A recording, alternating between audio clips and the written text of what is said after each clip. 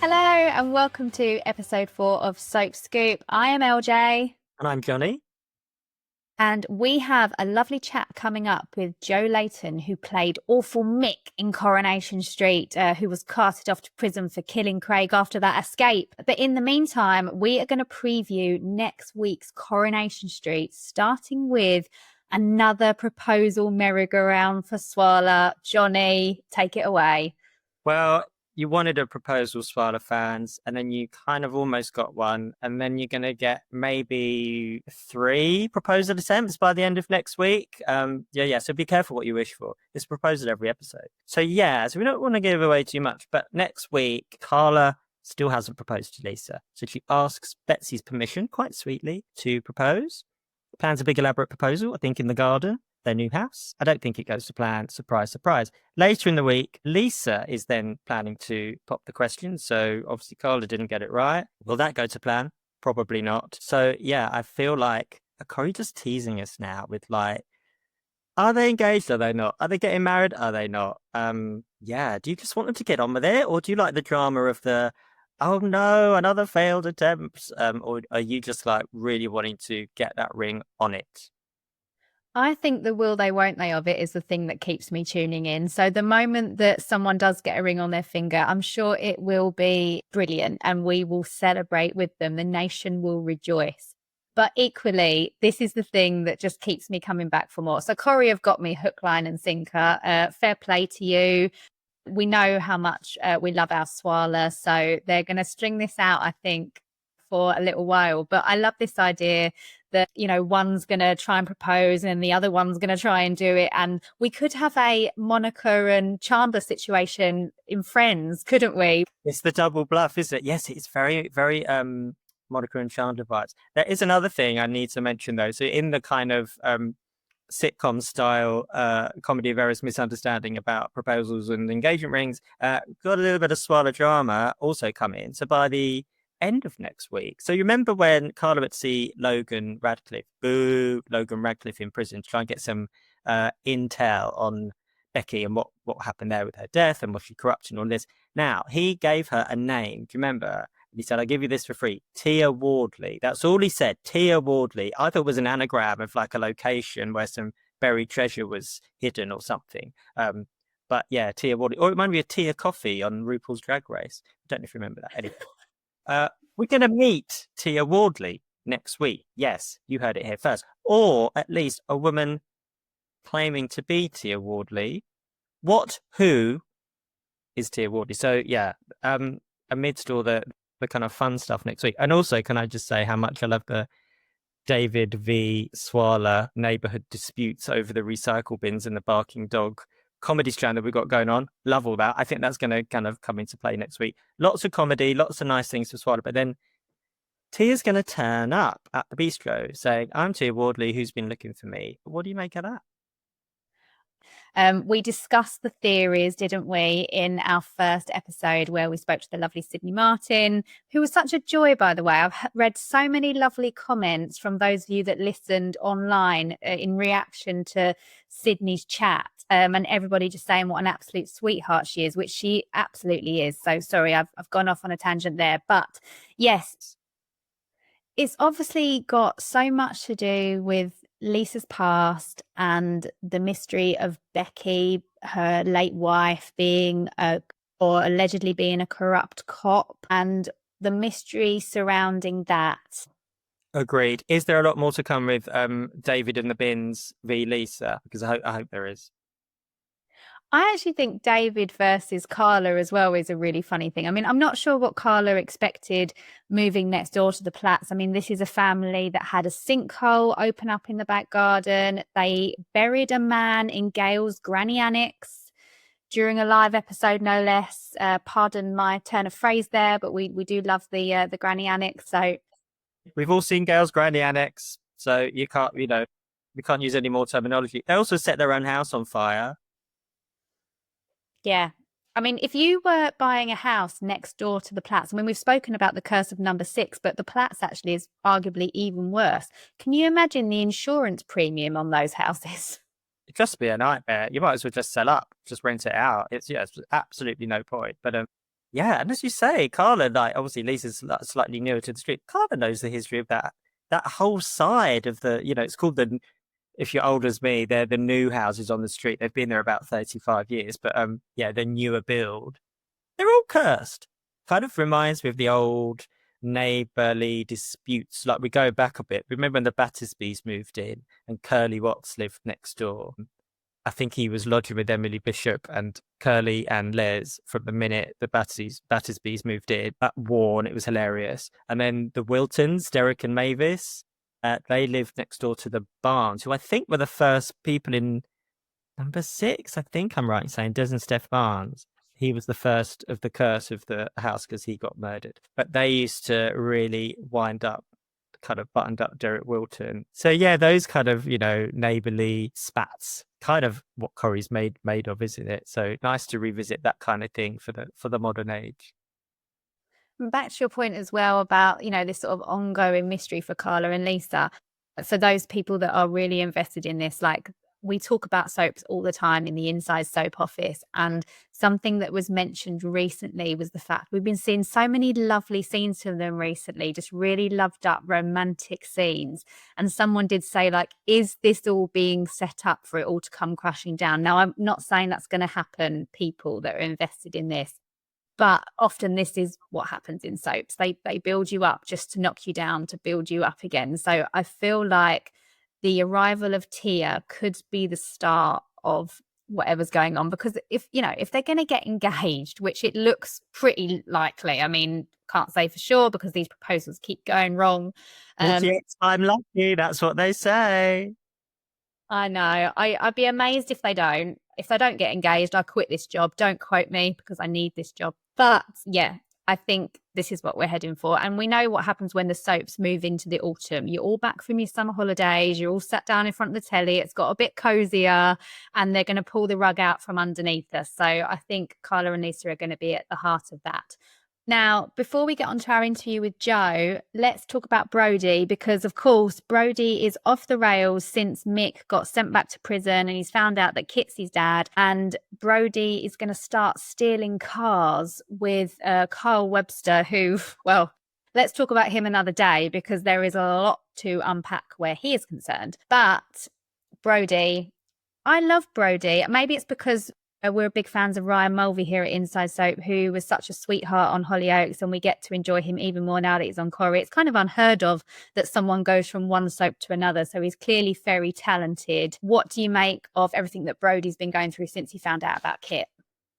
Poor Brody, it's almost like you just really want to shake him, but what hopes he got, really. I was hoping Bernie might keep more of an eye on him and keep him on the straight and narrow, since you caught him trying to rob a house on her wedding day. But yeah, where's Bernie where he's robbing cars? She's the one I think you can bring him in line. But absolutely echo everything you say about Brody / Ryan Mulvey. What a find. Like, him and Izzy Smith as KJ and Frankie in Hollyoaks were like 2 star discoveries. Obviously, Izzy's still rocking it in Hollyoaks, but so pleased that Ryan leapt straight into another show and got this amazing part. And yeah, I just think he's such a Corrie star of the future, isn't he? Because you do feel sorry for him. You know where he's come from. You know what he's been through, but he's got the potential to just cause a lot of trouble and a lot of damage. But deep down, it's just a little boy lost, isn't he? He's a great actor. He's got such charisma. But yeah, I think someone tell Bernie that her grandson needs another clip round the ear, because she's the only one who can sort him out, I think. Well, also Sally and Tim as well, because it looks like they're kind of taking on this role of adopting Mick and Lou's children, or just trying to look after them best they can, even if it's not in a formal sense long term. But I love this for Sally and Tim, because it felt like that's what they started to do with Mason before he was cruelly taken from the world, and the story has kind of come around again with these other children. So definitely we want to see more of that, because Sally and Tim in all their brilliance, we need to see more of them. Yeah, I agree. And I feel like they're like if you know your Aussie soaps, they're a Tom and Pippa Fletcher, they're a Carl and Susan Kennedy taking in the waifs and strays. I also feel like with Eileen gone, Eileen's house was like a house for the lost, wasn't it? The waifs and strays coming in, and it's kind of lost that now without Eileen as the anchor. Yeah, I really like this Sally and Tim being like a sort of revolving door foster home. And Sally was from the wrong side of the tracks. I mean, she may be Snooty Cell now with her kitchen island and chimenea, but if you've been watching Corrie as long as I have, or longer, she was from a bit of a rough background, and she was very rough around the edges, and she's been very gentrified, but she knows what it's like to come from a hard upbringing and try and turn it around. So I really hope we tap into that with Sally. We've seen that in some of the scenes with her and Michaela's kids, which has been really, really beautifully done. Tim also was a bit of a rascal and turned it around. So they've got a lot of life experience to pass on to the next generation. Maybe they could be as posh as Sally one day.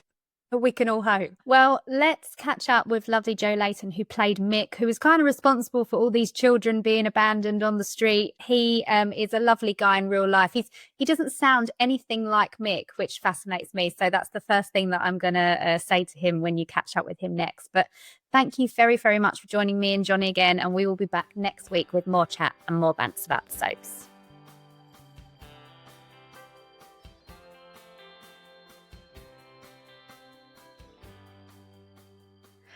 Welcome, Joe Layton, to the Inside Soap podcast, otherwise known as Soap Scoop. How are you? I'm great, thanks. How are you? I'm really well, thank you. It is so lovely to have you here because, of course, Mick still lives rent-free in my mind after everything he got up to on Coronation Street. First of all, how is it to have stepped out of that street bubble? It's pretty surreal, actually, because it was such an intense period. Obviously, had the gap after we did Coulson's exit story with Craig, so I kind of had a little taste of what it would be like then, and then broke out again. So the really nice thing is being able to like jump onto something else. I'm doing a play called Lost Atoms at the moment, which is very different to the character's very different to Mick, and the project's very different. But that's one of the really like lucky things as an actress, you get to kind of dip in and out of different things. But yeah, it was a different experience just coming into Corrie for 6 months, because I'm kind of in awe of the actors who've been on it for years, because they live in those characters, and they don't know where the stories are going necessarily until they get that block of scripts. Whereas I was really lucky in the sense that I sat down with Kate Brooks, the producer, and she said, okay, you're starring here and you're going to do this. So it was much easier to kind of plot it out. But I loved my time on the Cobbles. It was amazing. We're definitely going to get into Lost Atoms because we want to hear all about that. But of course, people must still be recognizing you for Mick. Are people still spotting you out and about? Have you had any amusing moments? Yeah, do you know, I've had a few, but I mean, generally everyone who's spoken to me in person, which I think is a big indicator, has been really, really nice. So, like supermarkets but like all over the place, really, in places you wouldn't expect. In service, I live in London. So when I was traveling up and down to Manchester, when I'd stop in service stations, I'd move pretty swiftly, but I'd get lots of kind of like lingering stares, but wouldn't hang around long enough for people to work out, oh my God, that's the guy that plays Mick. And obviously my voice doesn't sound like Mick's voice. So I think people might have thought it and then been like, oh no, that can't be the guy.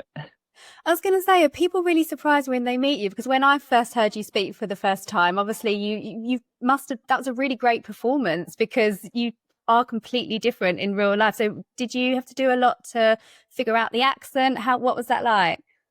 To be honest, I'm a bit of a sort of hybrid, really. Both of my mum and dad are from Leeds, but they lived in London when I was born, and then I moved back up to just outside of Leeds, and then I went and lived in America. So my accent kind of slips and slides around all over the place. And it was one of the things when I was in school, I was deciding what I wanted to be an actor, and decided that I was going to go to drama school. But one of the backup things I was looking at, being like, maybe I should get a degree first, was language and linguistics, because I've always been really interested in a bit of a sort of accent nerd. So whenever I get the opportunity to really dive into something, I love it. So yeah, I just listen to, actually, I'm a Leeds United fan, and it pained me to listen to a lot of Man United podcasts to tune my ear into like people's accents. And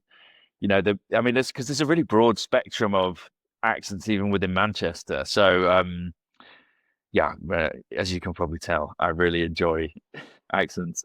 Um, but yeah, in terms of like meeting people, I, I'm also quite a smiley person, and Mick's obviously not a very smiley person. So I think people were always struck by that. They were, oh my God, you're smiling, and your voice doesn't sound anything the same. So I think that was that was a really easy way for them to be like, oh, this guy's not like that guy.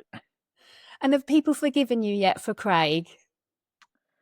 I don't. I mean, I received a few messages and stuff as I know as I've sort of spoken about before, but I think it's just it's a real reflection on how invested people are in Corrie and in all soaps. The viewership. They live with these characters and live with these storylines, and it's a reflection on how important soap is to so many people. It's amazing. Yeah, absolutely. And Joe, it would be really easy for me to say to you, like, he did some terrible things. What was the most challenging to film? But what did you enjoy filming the most? Because you got so many great things in such a short space of time.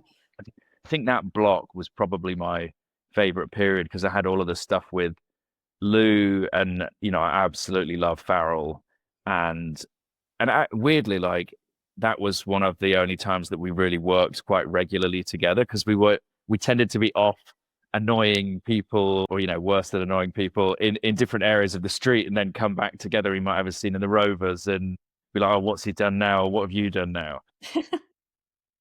So that was lovely to have that period of time. And obviously Jacob as well, who plays Kit. And well, I mean, the list is a long list of people who I can't name them all because we'd be here all day, and that would be the podcast. Well, I was going to say to you, because of course Mick and Lou did receive a mixed reception. They were sort of the neighbours from hell, but personally, I was always really fascinated by that behind closed doors element of their relationship, because we only really saw flashes of that before he really went into sort of killer mode. And I mean, personally, I would have loved to have seen that explored over a longer arc. Did you get that feeling as you were playing it? I mean, as an actor, you're always wanting to dive deeper into it, and that's your job. Whether like the audience kind of see the tip of the iceberg. I mean, there could have been I agree, there could have been loads and loads of material there for me and Farrell to dive into with Mick and Lou. As far as we know, Mick hasn't committed another jailbreak. He's still in prison. Well, he's still in prison, and he's going to be in prison for certainly the foreseeable, because I'm now on this job through until March. So he's definitely not breaking out anytime soon. I don't know whether there's a redemption arc in there for Mick. I think it would be. I mean, it's funny, isn't it? Because you and I, as like regular people who walk the streets and are moral people, would be like, there's no way back for this guy. But then all you have to do is like look back in the history of soaps, and you're like, few people have got away with some pretty bad stuff and come back. So, never say never. I loved my time on Corrie, and I've got the utmost respect for everyone involved there. So we'll see. But I think it would be easier for some of the other Michaelises to have a redemption arc than it would Mick. Yeah, absolutely. I was going to ask you if you thought he had any redeemable qualities, because I know you have said, in interviews and stuff, that he's kind of a victim of the circumstances that were kind of caused by other people. I mean, he should never have reacted in the way that he did, but equally he had reason to feel the way he did. Yeah, definitely. I mean, I know I've said before in interviews that when you play a baddie or a villain, you can't put that hat on. You have to get under the skin of the character and try and work out what's made this person act the way that they do, whether they're conscious of that behavior or it's something that's been ingrained through childhood, say. And I think there's something really interesting in that. And I don't think as again, like spectrum of villains, I don't think Mick was born and he was the devil and he was always going to do bad things. I think that he had a really tough lot, and again, obviously, it doesn't condone the things that he did, but that's always a really interesting point in drama, the conflict and the grey area of where are the redeemable qualities in this person. And when he broke out of prison, his focus was much more on because he knew that Lou had been arrested and the kids were potentially going to go into care. His focus was suddenly, how do I protect my kids from the life that I had previously? And that paternal instinct and kicks in, which gives a bit more room to be like, okay, like this is a man who loves his kids. So suddenly we go from black and white cop killer, wife abuser to, oh well, what's this quality? It's about trying to find the dimensions of that. Would you do another soap again? I mean, I'd be totally open to it. Obviously depends on the character and stuff like that. But I had so much fun, and as an actor, I want to do it. And my experience on Corrie was I was doing acting constantly. I wasn't, waiting around for things to happen, and that's not knocking anybody else's job on drama where it's like, the lights have to be this, and the shots, we spend like 3 hours setting a shot up. That's amazing. But like from a selfish point of view, like I'm like waiting to play my part as a small cog in a much bigger machine. Whereas you still have that machine at Corrie, and I'm sure other soaps as well. But it's a big old snowball rolling down the hill pretty quickly. So if they could find a way for Mick to go back, would you be up for it? Was this an Inside Soap exclusive? I'd be very interested to see how they would get Mick back in. And again, it would depend on, what he's coming back to do, but I would never say never. Are you pleased that the kids are with Sally and Tim, who are very good people? They're great, and they're also such lovely humans as actors, and the kids I think are phenomenal. When I met them for the first time, I was blown away by their like confidence and ease in front of the camera, and the chemistry that they all had together, and the way that Ryan and Savannah, like, I mean, Molly doesn't need encouragement, but they're just a great team, I think, and I hope that they stick around for a while, because I think they've got heaps of character. Yeah, and if they are on the street, then there is a reason for maybe to revisit Mick and Lou some point, because I do think they were brilliant Corrie characters, actually. I mean, they burned bright and fast, but yeah, they did. They were brilliant. We have to talk about the fact that you're nominated for Best Villain at the Inside Soap Awards. Yeah. How did that feel when you found out? I mean, I felt very sort of excited when I saw it, and I was also kind of like, well, I mean, you killed one of the nation sweethearts. Like, if you hadn't managed to get a nomination for it, you would have done something wrong. So the gift was in like the storyline and the writing of it, and like I say, it was real fun to do it. And Coulson's such a great sport as well. He's a lovely guy, as which was evident from the moment that I walked in, and also when he left. It was really emotional for him and for everybody there who he grew up on the cobbles with so many people have been there for so long, behind and in front of the camera. It's a real sort of family. So to be able to be a part of that, even though I was the bad guy within that, and for him to be, like I say, such a good sport about it was great. When you met for the first time, was it, oh, hi, I'm Joe, I'm the guy that has to kill you? Well, I didn't know, like, I didn't really watch Corrie, so I didn't know when I walked into the green room it was actually the other way around. Coulson was on the sofa, and he said, I think you're going to kill me. And I was like, okay, nice to meet you. But, we bonded pretty quickly. And obviously we didn't really have very much together until we had hardly anything together before the climax of that storyline. But saw each other roundabout. He's a Leeds fan as well, so yeah, he's such a lovely guy. He's a great guy. I watched your interview on This Morning when they mentioned the nomination for the awards, which was great, and you told a story about the Inside Soap cover, which I believe might have been this one, because it was Killer Rampage and you're on there. For listeners who might not have seen that interview, would you mind just repeating that wonderful story? So my girlfriend and I have this magazine rack, and it's really surreal seeing it, going into a newsagent and being like, oh, that's my face. And so we decided that we'd like collect the issues, and my nephew, who's 7 years old, was over, and he sort of moved into this flat relatively recently. So every time he comes over, he sort of has a nose around, and he saw the magazine rack, and he saw the picture of me with the blood on my face, and he said, Uncle Joe, why have you got blood on your face? And I said, oh, well, I'm playing a character in a TV show at the moment, and it's all fake, and I'm fine. And he sort of nodded very quietly in the way that kids will do while they're sort of processing things. And he was quiet for a second, and he said, Uncle Joey, why does it say killer? And then I sort of very quickly had to work out how to explain to a 7-year-old that, I'm not a murderer.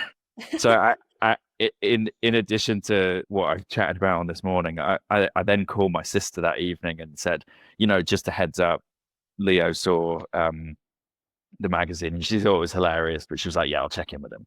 And so at bedtime, she checked in with him, and he was like, yeah, it's fine. He's in a TV show. But then he did that thing where he realized that my sister was checking in to see if he was okay, and decided that he was going to be really dramatic about it, and said, Mummy, I was terrified. I went and hid in the basement for 4 hours. Not only does my flat doesn't have a basement, so he loves the drama as well. So he's going to follow in your footsteps. Maybe he's going to follow my footsteps, yeah. Well, we did have you on quite a few covers, kind of wielding bats from different angles, because you had a few weapons of choice. Yeah. Yes, and obviously well-deserved nomination. For people listening, you can still vote for Joe, because voting closes at the end of this week. So please make sure you get on and vote. And meanwhile, they can come and see you as well. Tell us all about Lost Atoms and how different it is from what you were doing on the street. It's really different. So we're rehearsing at the moment. It's with a theatre company called Frantic Assembly, who I first saw do a production of a show called Stockholm, which is about a couple in a sort of abusive relationship. It's about Stockholm syndrome. And I was 16 years old, and it was the first show that I saw that sort of dragged me to the edge of my seat. And I thought I wanted to be an actor. And then when I saw that show, I said, I want to be an actor, and I want to do exactly that. So this will be my 4th show with them.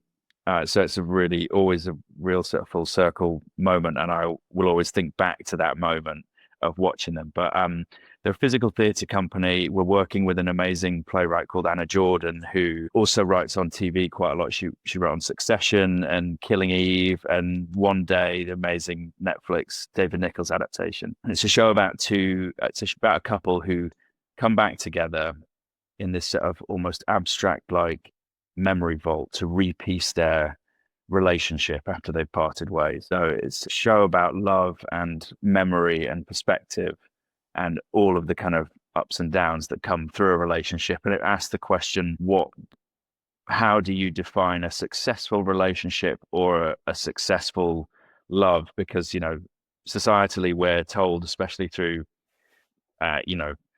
films and media, that, a successful relationship is defined by its length and, meet, you're faithful for your entire life and you die. And that's the picture perfect relationship. But obviously, as we know from life, as is often reflected in soaps, it's never that straightforward. So the show's about that. There's 2 of us in it, me and Hannah Sinclair Robinson, who's a brilliant, brilliant actress.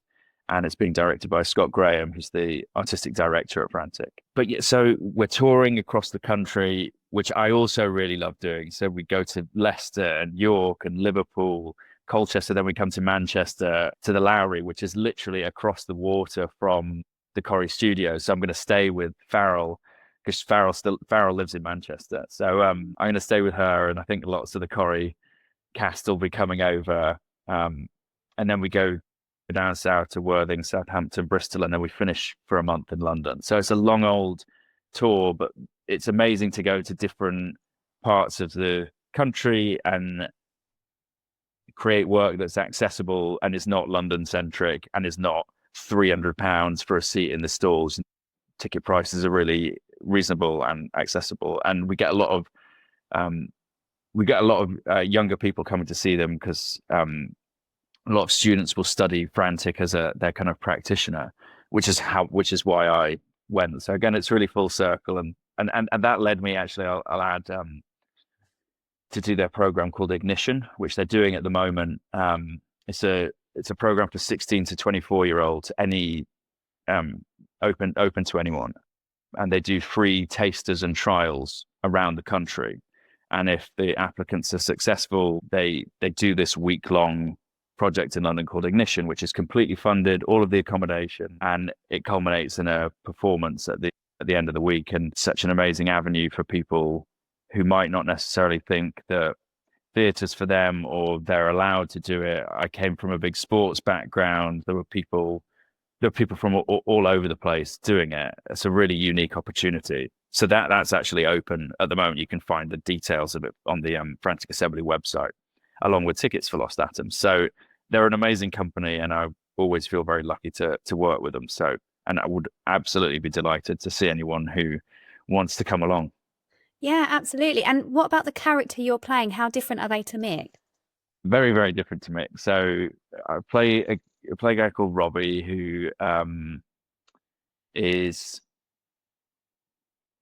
It's difficult to say without giving away too much, but I would say he's fairly sort of introverted and straight-laced, and he's suffered loss previously in his life and doesn't necessarily view himself as lovable, or that, you know, a big transformative love is something that would ever be on the cards for him in terms of what he'd be willing to open himself up to, because he's been hurt and abandoned before. And then he meets Jess, and whether he likes it or not, everything kind of changes, and his ideas about what love could or should be are remolded, and that's incredibly scary and overwhelming, and feels like it's something that's kind of taking over you and living within you rather than you holding the reins of and driving. So yeah, it's beautifully written, and visually, looking at, I can show you quickly now. Actually, I'm in the rehearsal room. Oh, go on. So yeah. this is the set behind us. Yeah. So it's all sort of filing cabinets, and the drawers will pull out, and some of the drawers will have things in them. Some of the drawers we can stand on, so we end up climbing kind of all over it. So the set becomes almost like a third character in the show. Oh, amazing. So it kind of stands out, it pulls out like that, and we would climb up it. So it's about 4 meters high at the top. So it feels pretty high up when you're at the top, but visually they will be amazing. Yeah, we're just going into the second week of rehearsal, so don't know what it looks like yet, but my instinct is that it's going to be great. Yeah, absolutely. And it's very rare, actually. I mean, probably that short, sharp burst that you did have as Mick was a good thing, because equally when people play kind of, you know, notorious villains in soap, it's very hard to then move into other roles because you're remembered so much for that one. So it's brilliant that you've been able to go into something else so quickly after Corrie and take on a new challenge. Yeah, really lucky. Like I say, I'm completely in awe of the people and actors who portray these characters for years and years and years, because I'm like, I don't know if I could do that. So yeah, Mick was a real sort of gift to come and have a crack at bringing him off the page for that 6 months. I loved it. And just remind us the all-important website to book tickets for Lost Atoms. Yeah, so the website's franticassembly.co.uk. I think that's what the website is. If not, Google Frantic Assembly and Lost Atoms, and details are there for all of the different venues. And yeah, we're going all over the place. So, and if you do come along, I'd be very happy to chat to anyone at the stage door. Oh, lovely. Well, we're definitely going to pop details for this as well in the magazine, and also on Digital Spy, which is our home. So hopefully lots of people come and see you. And also a reminder to people, if you'd still like to vote for Joe as best villain, it's insidesoap.co.uk. You can still cast your vote. And thank you so much, Joe, for chatting to us. It's been lovely catching up. Thanks. Such a pleasure. Have a great day. Oh, what a lovely chat from Joe. Don't forget to like and subscribe Soap Scoop and check out Inside Soap Magazine every Tuesday.